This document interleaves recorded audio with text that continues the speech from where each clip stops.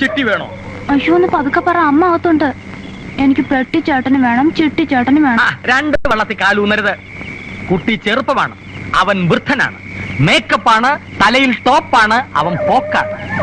മറിച്ച് ഞാനോ ചെറുപ്പം, മേക്കപ്പ് അല്ല, ടോപ്പല്ല, ആക്ഷൻ ഹീറോ.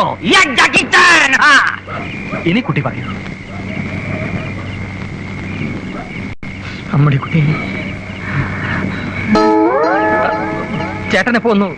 ഞാൻ ചേട്ടനെ കുറിച്ച് ഇപ്പൊ ഓർത്തതേ ഉള്ളൂ. ഞാൻ പോട്ടെ. പോകാൻ വരട്ടട പെട്ടി. എല്ലാം ഞാൻ കേട്ടു. കോടമ്പക്കത്ത് നീ പിച്ച പാളയെടുത്ത് തെണ്ടി നടന്നതും പിച്ചൈമണി എന്ന് പറയുന്ന ഒരു പാവപ്പെട്ട തമിഴന്റെ പോക്കറ്റ് അടിച്ച് റോയൽപേട്ട സെൻട്രൽ ജയിലിൽ 2 ദിവസം എന്റെ കൂടെ കിടന്നതും എനിക്ക് ഓർമ്മയുണ്ടാ. നീ ആക്ഷൻ ഹീറോ ആണെങ്കിൽ ഞാൻ ഡബിൾ ആക്ഷൻ വില്ലനാടാ. നീ നോക്കിക്കോ, ഇത്തവണത്തെ ഉത്സവത്തിന് നിന്റെ മരണ ചിട്ടിയായിരിക്കും. നീ കുറെ നാളായിരടാ കളിക്കിനെ പന്നി. നിർത്തടാ താണ്ഡവം. വാക്കുകൾ കൊണ്ട് അമ്മാനമാടാൻ വന്നവനല്ല ഞാൻ. ഇത്തരം ചീപ്പ് ആർട്ടിസ്റ്റോട് സംസാരിക്കുന്നത് എനിക്കിഷ്ടമല്ല. തൽക്കാലം ചിട്ടി പ്രേമിച്ചോട്ടെ. പെട്ടിക്ക് ധൃതിയില്ല. പോയി വരട്ടെ കുട്ടി. നിൽക്കാനാ പറഞ്ഞത്. നീ ഓടാ അവിടുന്ന് പെട്ടി. എന്തു ചെയ്തും കാരണവന്മാർ യോജിക്കണേ എന്നാണ് എന്റെ പ്രാർത്ഥന. കുറച്ചൊരു സ്വാർത്ഥതയുണ്ട്. പ്രാർത്ഥനയുടെ പില്ലെന്ന് കൂട്ടിക്കോളൂ. അറിയാം, ഉത്സവരാത്രിയിൽ കഥ പറഞ്ഞ് തിരിച്ചു പോകാൻ വന്ന ഒരാൾ മാത്രമല്ല ഞാൻ. തറവാടുകളുടെ വഴക്കിന് വെറും സ്വത്തുതർക്കം മാത്രമാണോ കാരണം? വെറുതെ ആലോചിച്ചു പോവാണ്. തലമുറകളുടെ ഓർമ്മകളുമായി പൂട്ടിക്കിടക്കുന്ന വലിയൊരു തറവാട്. അകത്തളത്തിനും അപ്പുറത്തു നിന്ന് എപ്പോഴൊക്കെയോ ഒരു ചങ്ങലക്കിലുക്കം. 20 വർഷമായിട്ടും ആരും തൊടാതെ കിടക്കുന്ന ക്ഷേത്രക്കുളം. എവിടൊക്കെയോ എന്തൊക്കെയോ ദുരൂഹത. എന്ന് വെച്ചാൽ ഈ ഒരു കാര്യത്തില് വടക്കുംപുറവും തെക്കുംപുറവും തമ്മിലൊരു വ്യത്യാസമില്ല എന്ന്. ദേവപ്രശ്നത്തിൽ കുളം ശുചിയാക്കിയിട്ട് ഉത്സവം തുടങ്ങാവൂന്ന് വ്യക്തമായി പറഞ്ഞിട്ടുള്ള സ്ഥിതിക്ക് പറഞ്ഞത് ആഞ്ഞിലിമഠം തന്ത്രിയാവുമ്പോ അപ്പോ 20 വർഷം മുമ്പ് അന്നത്തെ ഏറ്റവും വലിയ തന്ത്രി മേഴത്തൂർ ഭട്ടതിരിപ്പാട് പറഞ്ഞത് തള്ളിക്കളയാൻ പറ്റുമോ? ഭഗതിയുടെ കാര്യമാണ്. കല്ലെഴുത്ത് തിരുത്തുമ്പോ ഒന്നുകൂടെ ആലോചിക്കാന്നേ ഞാൻ പറയുള്ളൂ. പമ്പ് സെറ്റ് പാർട്ടി എത്തിയിട്ടുണ്ട്. കുളം വറ്റിക്കാൻ 5 ദിവസം വേണ്ടിവരുമെന്ന് അവര് പറയണേ. അതെയോ? തിരുമേനി ഒരു അഭിപ്രായം പറഞ്ഞില്ല. ഒക്കെ ഭംഗിയായി നിശ്ചയിച്ചിരിക്കല്ലേ. കാരണവന്മാരുടെയും ജയദേവന്റെ അഭിപ്രായം അതാച്ച. പിന്നെ ആർക്കാ എനിക്കാ എതിർപ്പ്? ഇതായിപ്പോ നന്നായേ. റിസീവറുമായി ആലോചിച്ചു. എല്ലാ കാര്യങ്ങളും ഇരു കൂട്ടരും യോജിച്ചാണ് ചെയ്യുന്നതെന്നുള്ളതിന് തെളിവ് വേണമല്ലോ. രണ്ടാളും ഇതിലൊന്ന് ഒപ്പിട്ടാൽ. ആലോചന ഇനിയോ ഒപ്പിട്ട?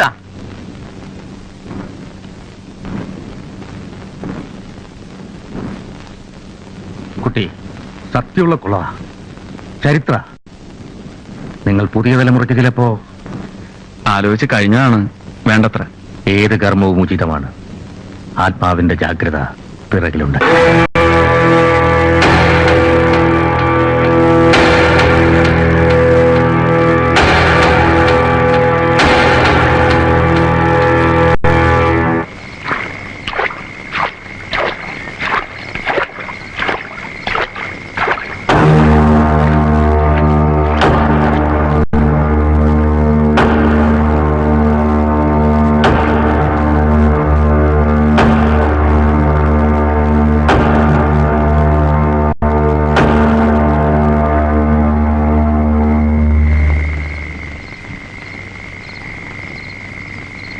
വയറ്റിപ്പഴുപ്പിന് വേണ്ടി ആടാനോ പാടാനോ വരുന്ന പെമ്പിള്ളേരെ സംഘം ചേർന്ന് അപമാനിക്കും അല്ല?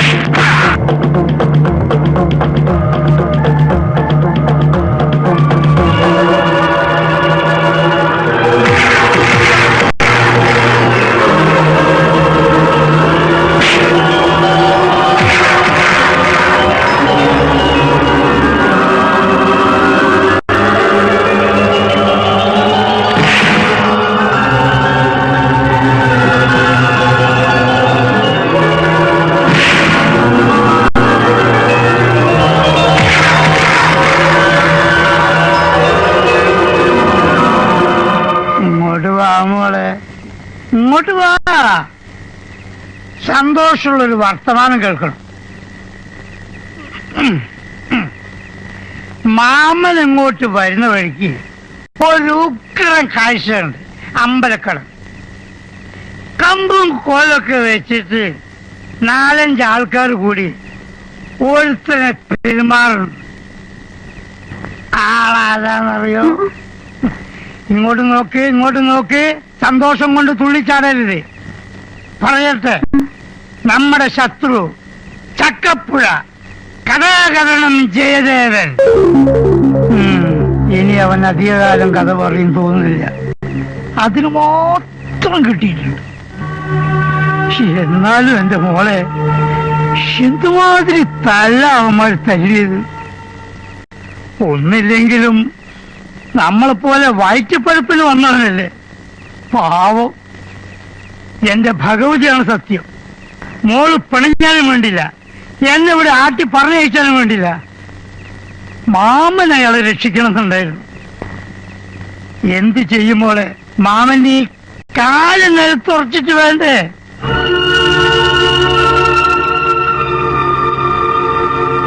മോളെ എന്തു പറ്റി? മോള് അയാളെ ഇത് കൂട്ട?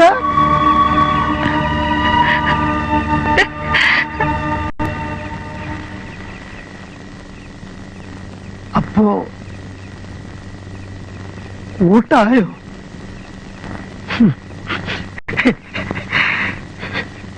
എന്റെ ഭഗവതി,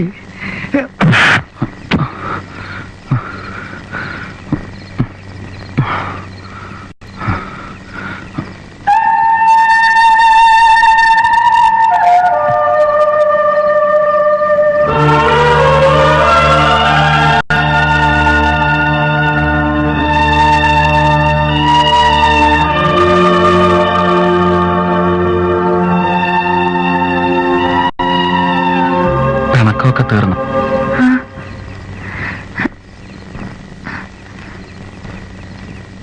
ഒരുപാട് വേദനിച്ചോ?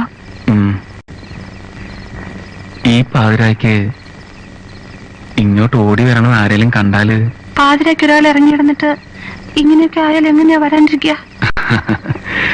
തന്നെ എന്നെ ഇങ്ങനെ ഒരിടത്ത് ഈ നേരത്ത് കണ്ടാല് ആളോള് എന്താ പറയാന്നറിയോ? പറഞ്ഞോട്ടെ, അപ്പറയണത് എനിക്കിഷ്ട.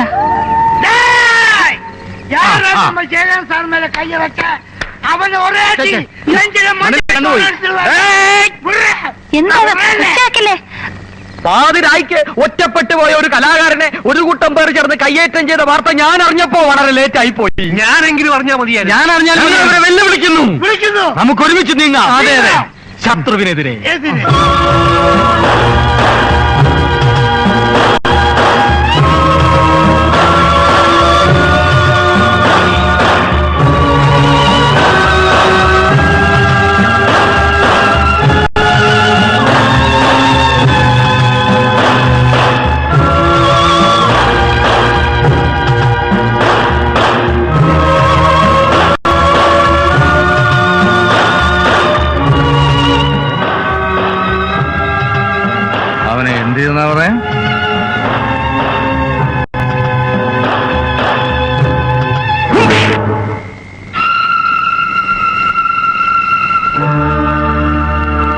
മാതിരിയും കണ്ട് നിന്റെ എല്ലാം ഈ കാര്യത്തിനയച്ച എന്നെ വേണം പറയാൻ. സാധിക്കില്ലേ? പറയടോ, ഞാൻ തന്നെ പോവാം. അത് വേണ്ട. ഇണങ്ങി നിൽക്കുന്നവർക്ക് ഞാൻ എന്നും തിരുമേനിയാ. ഇണങ്ങിയാൽ ഇത് നിങ്ങൾക്കും ബാധകമാണ്. മറക്കണ്ട. പൊക്കോ.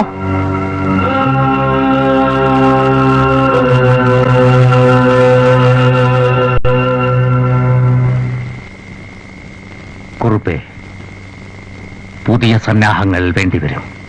ഒരുക്കാം.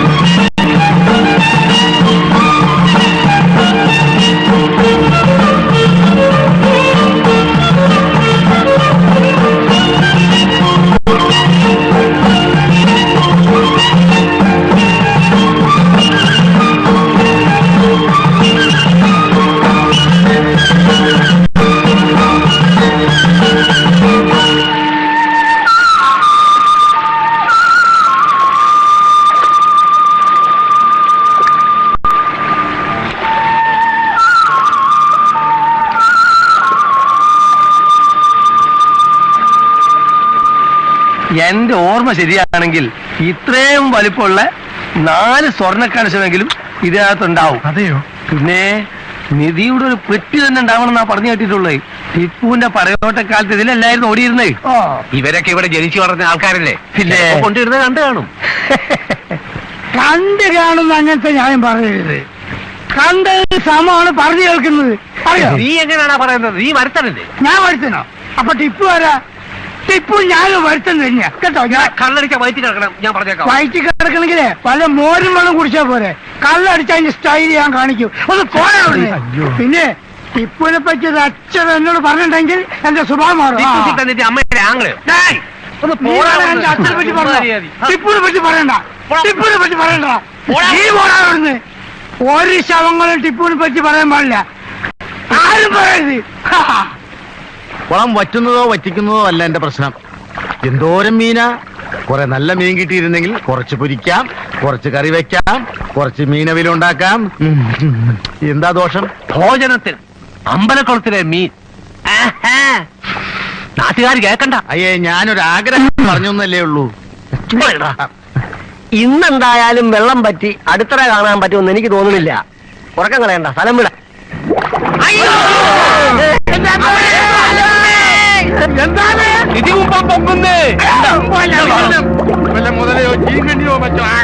എന്താണോ ഇത്? എന്താന്ന് നോക്കി.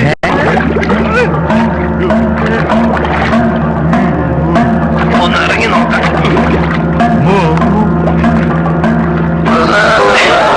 എന്തായി? ഒന്നുമില്ല.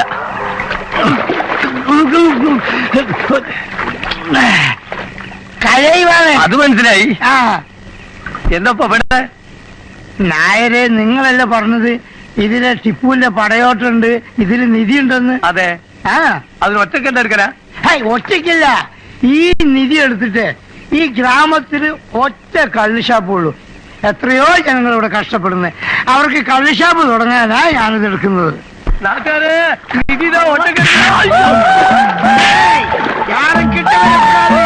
ஒரே அடி நெஞ்சில மஞ்சள்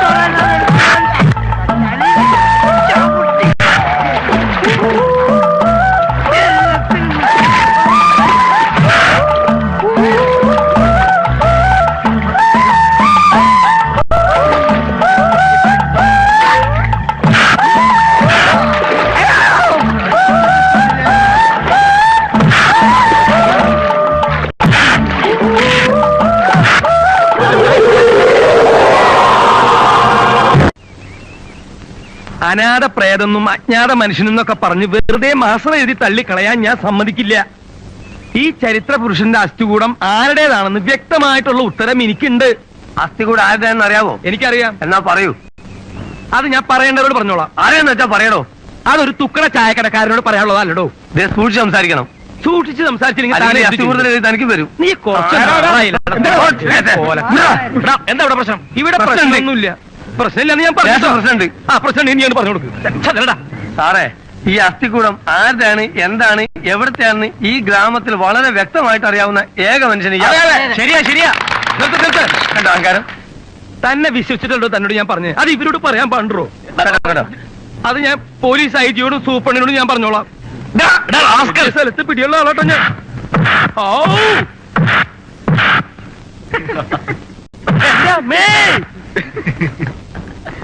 പിടിക്കല്ലേന്ന്. നിനക്കെന്ത് വേണ്ടേ? കൊല്ലല്ലോ. ഇനി ഇതും കൂടി ഉള്ളൂ. ഊരാൻ പറഞ്ഞോ.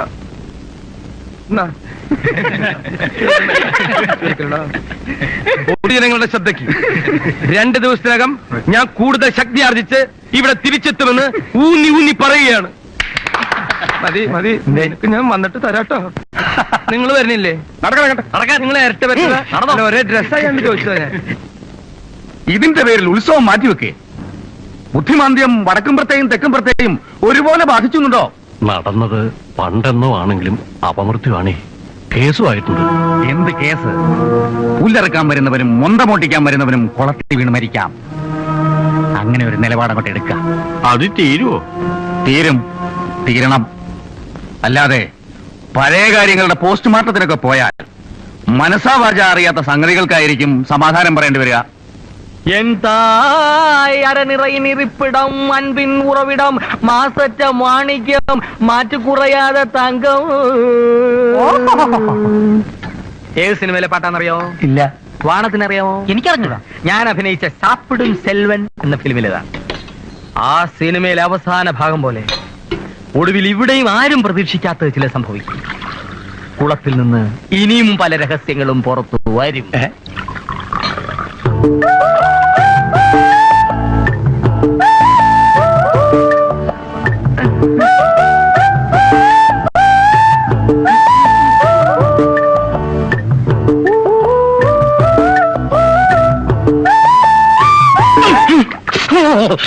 ചാപ്പിടി ചെല്ലുമേ കിടന്ന് അലറാതെ ചായ എടുത്ത് കുടിച്ചുമ്പോ പോടാ കാശ് തന്നേച്ച് പോടിയപ്പുറത്ത്. താൻ ഇവിടെ ഇരുന്ന് ഇല്ലാത്ത വെട്ടിത്തരങ്ങളൊക്കെ വിളിച്ചു പറയും. പോലീസുകാർ വന്ന് പൊക്കുന്നത് ഞങ്ങളെ ആയിരിക്കും. പോലീസുകാരെ കാണാൻ നല്ല രസാ, പക്ഷെ അവരുടെ ചില കൈക്രിയകള് കണ്ടു നിൽക്കാൻ പ്രയാസ. ഗരുഡൻ തൂക്കം എന്നൊരു പരിപാടി ഉണ്ട്, സഹിക്കാൻ പറ്റില്ല. ഒരിക്കലും ഞാൻ കണ്ടതാ. ആഹാ, കണ്ടിട്ടേ ഉള്ളൂ. ഉത്സവപ്പറമ്പി പോക്കറ്റടിക്കാരുമായിട്ടിരുന്ന് വെട്ടി മലത്തേന് പോലീസുകാർ പിടിച്ചോണ്ട് പോയി ഗരുഡനായി തൂക്കിയത് ആരെയാ? ഫ്ലാഷ് ബാക്ക് അവതരിപ്പിച്ച് അദ്ദേഹത്തെ വികാരാധീനാക്കരുത് കല്യാണി അമ്മായി. അമ്മേ, ഒരബദ്ധം ആർക്കും പറ്റും. ഒന്നൊന്നുമല്ല, അബദ്ധേ പറ്റൂ. അബദ്ധം അല്ലാതെ ഒന്ന് പറ്റിയത് എന്നെ കല്യാണം കഴിച്ചത്. അത് എനിക്ക് പറ്റിയൊരു അബദ്ധമായിപ്പോയി. വിളിക്കാനടാ മരമോന്ത. അത് പിന്നെ എന്റെ ഒരു പേഴ്സണാലിറ്റിയുടെ വിജയമാ. കണ്ടിട്ട് ഇക്കാണുന്ന പേഴ്സണാലിറ്റി പോകുന്ന ലക്ഷണമാ. ചിട്ടിക്കുറുപ്പിനെ പിടിച്ചതിന് പുറകെ പോലീസുകാർ നായരെയും തെരയണമെന്നാ കേട്ടത്. അതിന് ഈ പ്രദേശത്തൂടെ വായി നോക്കി തേരാപ്പാര നടക്കുന്ന ചുമ്മാ പോലീസുകാരെ കൊണ്ട് പറ്റില്ല. സാക്ഷാൽ CD തന്നെ വരണം. കൊലൈ 17 വൈതന്നിലെ എന്ന സിനിമയുടെ ക്ലൈമാക്സിൽ ഹീറോ മുഖംമൂടി അഴിച്ച് CD ആയിട്ട് വരുന്നത് പോലെ ഈ ഞാൻ മനോജ് കുമാർ വരും. തെളിവുകൾ എന്റെ കൈവശമുണ്ട്. തെളിവ് തന്നെയാ ഞങ്ങൾക്കും ആവശ്യം. ഏമാന്മാർക്ക് എഴുതി വിട്ടാൽ മാത്രം മതി. ആളെ പിടിക്കാൻ ഞങ്ങൾ കിടന്ന് ഓടണം. ഏതായാലും ഒരുത്തനെ കൂടെ കിട്ടി. അയ്യോ,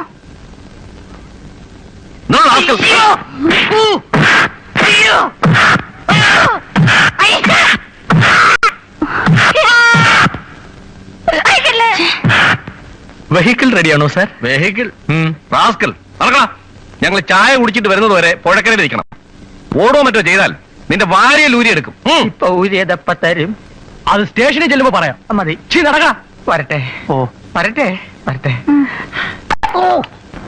സത്യം പറഞ്ഞ പ്രഭയെ ആദ്യം കണ്ടപ്പോ എനിക്കൊരു എന്താ പറയുക, ഇറിറ്റേഷനാണ് തോന്നിയത്. ചേട്ടാ മറന്നുപോയ അമ്പലവഴിയിൽ പക്കമേളക്കാരെ ഇളക്കി വിട്ട് എന്നെ കളിയാക്കിയത്. തെരുക്കൂത്തുകാരി, വായാടി എന്നൊക്കെ മനസ്സ് വിളിച്ചു. എന്നിട്ട് പിന്നെ തിരുമേനിയുടെ മുമ്പിലുള്ള ആ പെർഫോമൻസ് അതെനിക്ക് ഇഷ്ടായി. പക്ഷെ അവിടെ വെച്ചത് പുറത്ത് കാണിച്ചൂടല്ലോ. എന്നിട്ട് പിന്നീടാണ് ആ രാത്രി വന്നത്. നട്ടുവന്റെ മുന്നിൽ ആ നൃത്തം ആടി നിന്ന പ്രഭ എന്ന കലാകാരി എനിക്ക് എത്തിപ്പിടിക്കാവുന്നതിൽ എത്രയോ ഉയരായിരുന്നു. അയ്യോ, അങ്ങനെയൊന്നുമില്ല. ഇപ്പോ നമ്മളിങ്ങനെ ചേർന്ന് നടക്കുമ്പോ എനിക്ക് എന്റെ മനസ്സ് പറയുന്നു, ഉത്സവരാത്രിയിൽ കാഴ്ചക്കാരെ രസിപ്പിച്ച് രണ്ടു വഴിക്ക് പിരിഞ്ഞു പോകാനല്ല നമ്മൾ വന്നതെന്ന്.